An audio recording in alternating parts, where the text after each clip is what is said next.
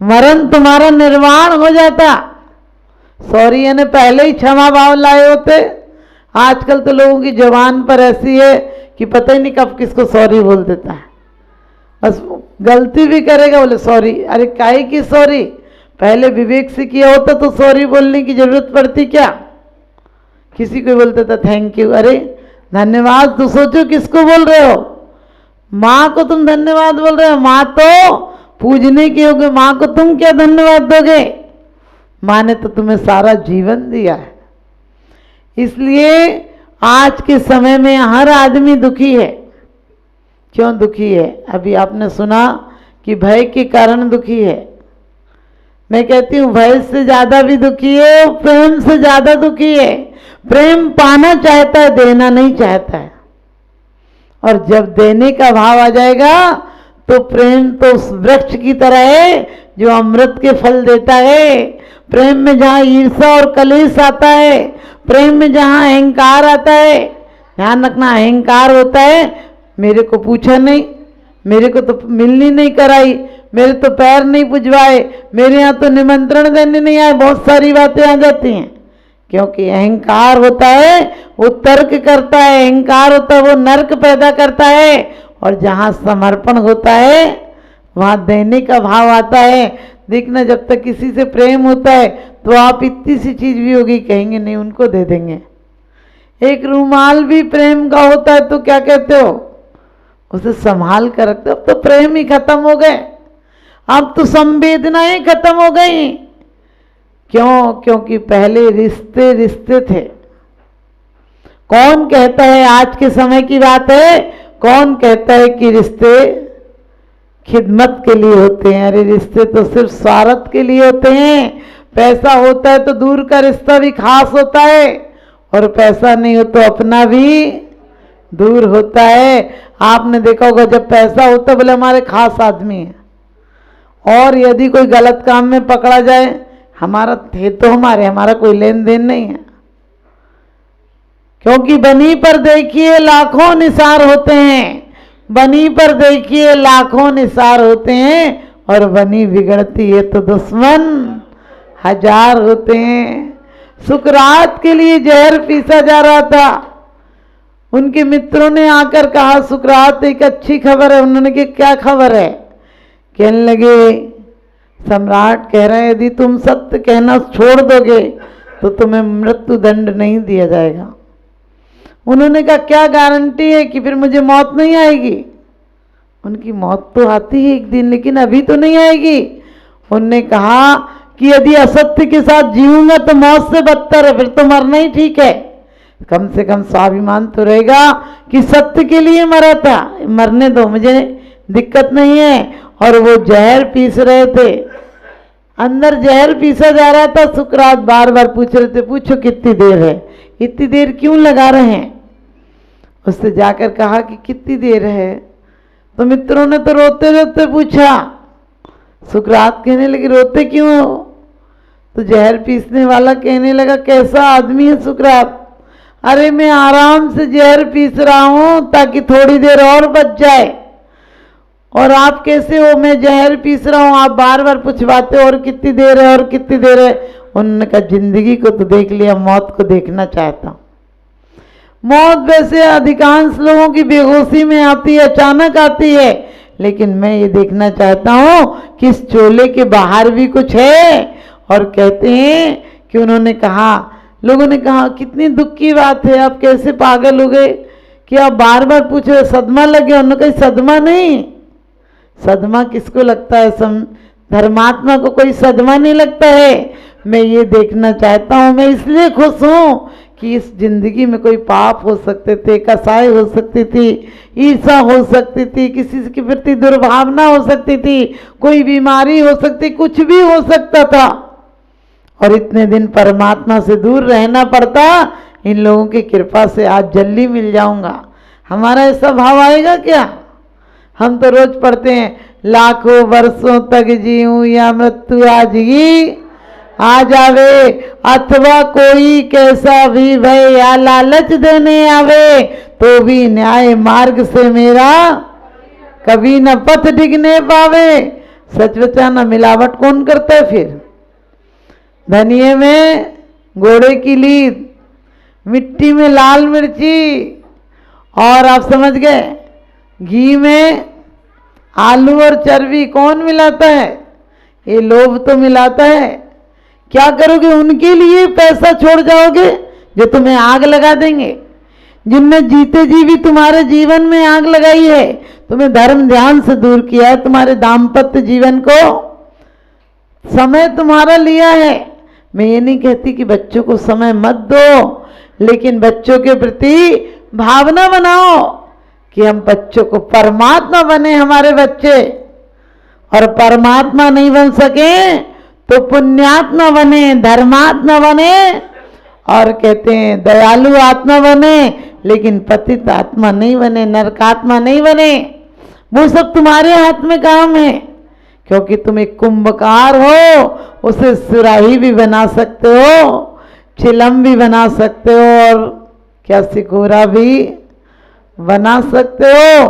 सुराही बना दोगे तो पुजती रहेगी, चिलम बना दोगे तो जलेगी और जलाएगी, और सिकोरा बना दोगे तो सिर्फ 1-2 बार पीने के काम आएगी। आचार्य ने कहा बीजी राखी फली भोगी वे, ज्यों किसान जग माही, तो चक्री नृप सुख करे, धर्म विसारे नाई। क्या कहा है कि धर्म को एक क्षण मत छोड़ देना। धर्म किसी क्रिया कांड का नाम नहीं है। आप लोगों ने आज पढ़ते भी अपन पूजा में, सरब परब में बड़ो अठाई पर्व है। क्यों पर्व बड़ा है ये? 10 लक्षण बड़े पर्व नहीं है क्या? वहां भी तो कहा उत्तम क्षमा मार्दा बारजव भावे, सत्य शौच संयम तब त्याग उपाव हैं, आकिंचन ब्रह्मचर्य धर्म 10 सार हैं, और यही क्या है? मुक्ति के आधार हैं। लेकिन यहाँ क्यों कहा है सर्व परम में बड़ो 28 पर्व है? नंदी सरसो जाए ले वसुद्रव है, हमें सकत सो नाही, यहाँ कर थापना पूजो जिन ग्रह प्रतिमा है हित। भगवान हम बड़े बेईमान आदमी हैं, हम चढ़ाने के पहले कह देते हैं यह अर्घ की हो निज गीत, तुमको अर्पत हो ध्यानत कीनो शिव खेत, भूमि समर्पित हो। भगवान तुम चक्कर में मत रहना, मैं बनी आदमी हूँ। ये भी इसलिए चला रहा हूँ, मुट्ठी भर भी पहले बता देता हूँ। आपको क्या फर्क पड़ता? आपको कोई चावल से फर्क पड़ेगा क्या? ये चावल मैं भी नहीं खाता हूँ, ऐसे कच्चे चावल तुम खाते हो क्या? खा लोगे क्या? पेट खराब हो जाएगा, खा मत लेना। लेकिन चढ़ाते क्यों? ये चावल नहीं चढ़ा रहे हम, इसके अंदर बहुत लक्ष्य है। भगवान धान बोया जाता है, चावल नहीं बोया जाता है। मेरा जीवन इन अक्षत की तरह सुख लिलासाओं को पाए, शुभ परिणामों को पाए, पुनः जन्म नहीं पाए, और काम आदि के लिए कहा भगवान तुमने ही काम नाश किया, इसलिए मैं इन पुष्पों को तुम्हारे, अब तुम ही अच्छे पता मिले हो। लेकिन सच बताना, यहाँ बोल भले कुछ दो, कुछ भी बोल लो तुम, लेकिन फर्क नहीं पड़ता है। तो ये पर्व महापर्व क्यों है? सर्व पर्वों में बड़ा पर्व क्यों है? कभी विचार किया? कर ही नहीं। बोले अपना तो जय जय नाथ परम गुरु होए, बाहर जाके बोई शुरू होए, ऐसी हालत है। लेकिन नहीं, सर्व क्यों बड़ा पर्व है कि इसमें 8 दिन अहिर्निश देवता पूजा करते हैं। क्या? 8 प्रकार के द्रव्यों को लेकर, 8 कर्म की नष्ट होने की भावना से, 8 कर्म जिन्होंने नष्ट किए हैं उनकी आराधना करते हैं। कैसी कैसी प्रतिमाएं आदि हैं, किसी दिन और दिन बताऊंगी।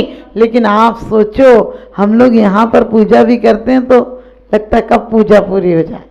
पूजा सूजा सी लगे, बैरी से इंसान और 70-100 मंदिर लगत, प्राण लेत जजमान। यानी ऐसा लगता है कब पूजा हो जाए। और पूजा कर ले तो तुम कहते हो पूजा का विसर्जन कर लो, चलें घर। अरे पूजा का विसर्जन नहीं, इस अनुष्ठान का, इस संकल्प का विसर्जन कर रहे हो। पूजा तो तुम्हारे प्रत्येक क्षण पूजा हो जाना चाहिए, तुम्हारा प्रत्येक कार्य अर्चन हो जाना चाहिए, तुम्हारी प्रत्येक जीवन की सांसें पापों के प्रक्षालन में अभिषेक की तरह हो जाना चाहिए, तो सच्ची तुम्हारी पूजा है। लेकिन आज तक तो हमने ऐसी पूजा कर ली है, चाहे पुष्प चढ़ा लो, चाहे नैवेद्य चढ़ा लो। आप लोगों ने नैवेद्य चढ़ाते टाइम क्या भावना भाई थी? ये नैवेद्य 5 इंद्रियों को पुष्ट करता है, शरीर को पुष्ट करता है, और तुमने 5 इंद्रियां के विषय समाप्त हो गए, 5 इंद्रियां समाप्त हो गई। आपको अच्छे आप ही दिखे हो जो इनको जरूरत नहीं है, इसलिए आप जैसे परम देव के सामने में समर्पित कर रहा।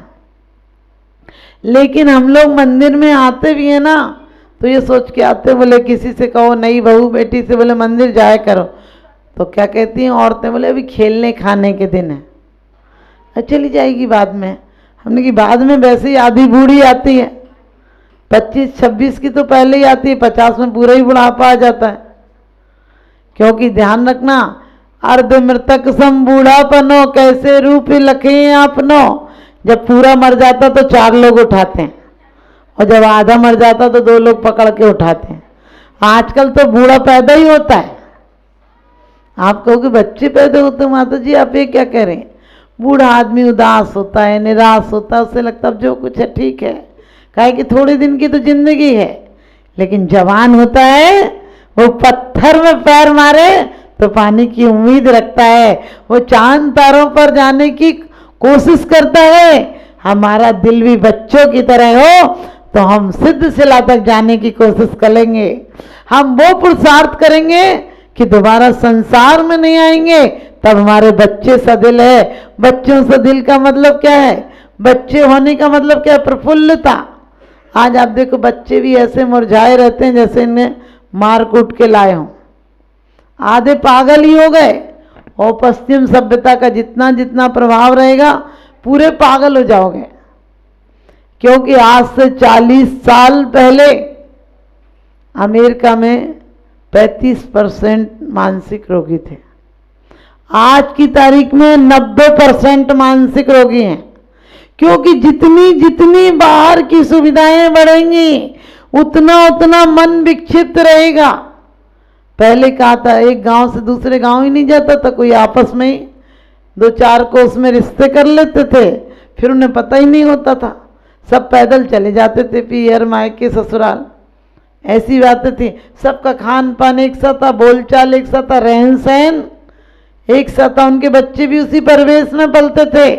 पहले हमारा जीवन तालाब की तरह था, अब जीवन नदी की तरह हो गया। रोज फैशन बदल रही है, रोज सोच बदल रही, रोज पुस्तकें बदल रही, रोज सब कुछ बदल रहा है। अब इसमें कहाँ रुक पाएगा आदमी? इस बहाव में कैसे सुखी जीवन व्यतीत कर पाओगे? तो हम लोगों को चाहिए, हम पश्चिम की सभ्यता करोगे तो अपने भारत वाले तो और जल्दी आगे बढ़ जाते हैं। यदि पश्चिम की सभ्यता का अनुसरण करोगे, कटे फटे टूटे टाटे कपड़े पहनोगे, समझ गए? पहले एक थैगड़ा लगाओ तो कोई कहता था ये पहमद लगा, हम पहन के जाएंगे क्या? इतना सा कपड़ा फटा हो तो छेद भी हो जाए तो लोग पहन के नहीं जाते थे। अब देखो कितने फाड़ फाड़ के पहनते हैं, लगता भिखारी चला है, इस पे कपड़े तो हैं ही नहीं। बोले आजकल स्टाइल है ना, कि स्टाइल भी तो जरा देख तू, ना पजामा दिख रहा, ना वो लुंगी दिख रही, ना चूड़ीदार दिख रही, ना सलवार दिख रही, ना वो लहंगा दिख रहा है, ना सरारा दिख रहा है। सरारा कम से कम हम लोगों के टाइम में कपड़े चलते थे, ढंग के चलते थे, कि ऊपर बढ़िया सरारा कुर्ती होती थी और नीचे सरारा दिखता था। अब वो लुंगी सरारा पजामा पता नहीं क्या है, वो घुटनों से नीचे तक तो कुर्ता ही है, जैसे किसी का मांग के पहन लाए। और सरारा नीचे ऐसे है जैसे लगता है किसी के पेटीकोट और चूड़ीदार मिला के सिल दिया हो। नीचे से इतना सा चूड़ीदार दिखता, ऊपर से पूरी लुंगी दिखती है। माने ये पागलपने की निशानी है। हमें ऐसे कपड़े बिल्कुल नहीं पहनने चाहिए। आप देखो जितने आतंकवादी हैं, पुलिस वाले हैं, जितने जोश वाले काम वाले, वो सब चुस्त कपड़े पहनते हैं, जितने डकैत तो कहते हैं वो लोग चुस्त कपड़े पहनते हैं। आजकल हमारे बच्चे बच्चियां चुस्त कपड़े पहनने लगे। इतने टाइट कपड़े पहनोगे तो टेंशन डिप्रेशन में जियोगे। डॉक्टर सोरेमैन अमेरिका का लिखता है कि बच्चियों को तो खासकर चुस्त कपड़े पहनने ही नहीं चाहिए। उनकी आने वाली संतानें क्या मानसिक रोगी होंगी, क्योंकि उनका शरीर इतना अलाउ नहीं करता है कि वो चुस्त कपड़े पहने। और चुस्त कपड़े पहनेंगी तो उनको क्रोध आएगा ही आएगा, उत्तेजना आएगी आएगी। बड़ी अच्छा प्रैक्टिकल करके देखना। यदि चुस्त कपड़े पहनो तो 2 जीने एक साथ उछलांग जाओगे, यदि ढीले कपड़े पहने हो तो आराम से उतर पाओगे। अब यहाँ देखो मंदिर में लोग आते हैं तो ऐसे भगवान की ढोक देते हैं, आप समझ गए, मुझे कहने की ज़रूरत नहीं है।